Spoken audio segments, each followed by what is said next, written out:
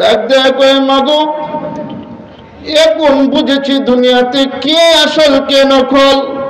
দুনিয়াটাই হলো স্বার্থপর, এই জন্য বাজান বলি দুনিয়াটা স্বার্থের পাগল হয়ে গেছে।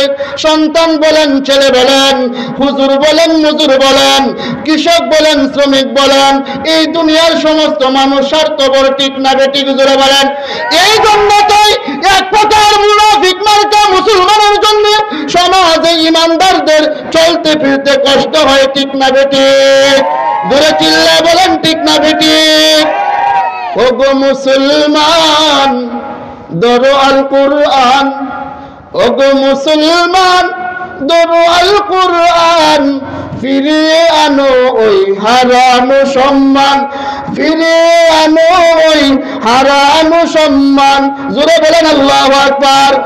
এজন্য সমাজের প্রত্যেকটা মানুষকে বলি কুরআনের পথে, ইসলামের পথে আলেমদের সাথে আছেন কিনা, ঠিক না বেঠিক জোরে বলেন, আছেন কিনা জোরে বলেন। আল্লাহ বলেন ওয়াইদা কিলা লাহুম আমিনু কামা আমানান নাস ক্বালু আনুমিনু কামা আমানাস সুফাহা আলা ইন্নাহুম হুমুস সুফাহা ওয়ালাকিন লা ইয়ালামুন। বলেন আল্লাহু আকবার। আল্লাহ পাক আমার উস্তাদ আল্লামা আজহার আলী আনোয়ার শাহ বলতেন, হে সন্তান তোমাদেরকে মানুষ কইরা যায়, হক কথা বলবে, যেখানে বাধা আসবে সেখানে সত্য কথা বলবে, টাকার পিছনে করবে না, ঠিক না বেঠিক জোরে বলেন।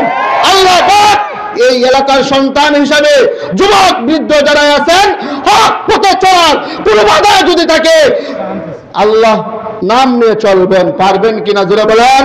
এজন্য এলাকার মা বোনদেরকেও বলি, আপনার সন্তান নামাজি হয়েছে কিনা, আপনার স্বামী নামাজ পড়ে কিনা, হে মুরব্বী বাবারা আপনার মেয়ে কোথায় যা, এই যে কালকে রাত্রে গেল বছরের প্রথম দিন, আমার মেয়েটা যে ফুল নিয়ে গেল কোথায় গেল, চরিত্র নষ্ট করলো, এটা কোথায় পাবেন, এইটা কোথায় পাবেন।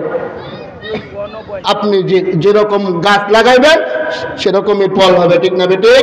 আল্লাহ পাক সবাইকে দ্বীনের জন্য, কোরআনের জন্য কবুল করুন। সকলে বলি আল্লাহু আকবার, আরো জোরে আল্লাহু আকবার। আল্লাহ তাআলা এই মাহফিলকে কবুল করুন। ওয়া আখির দাওয়ানা আনিল হামদুলিল্লাহি রাব্বিল আলামিন।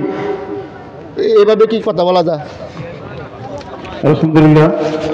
হযরত আমাদের সম্মুখে গুরুত্বপূর্ণ আলোচনা করতেছিলেন, সময় সংক্ষিপ্ত দেওয়ার কারণে হযরতের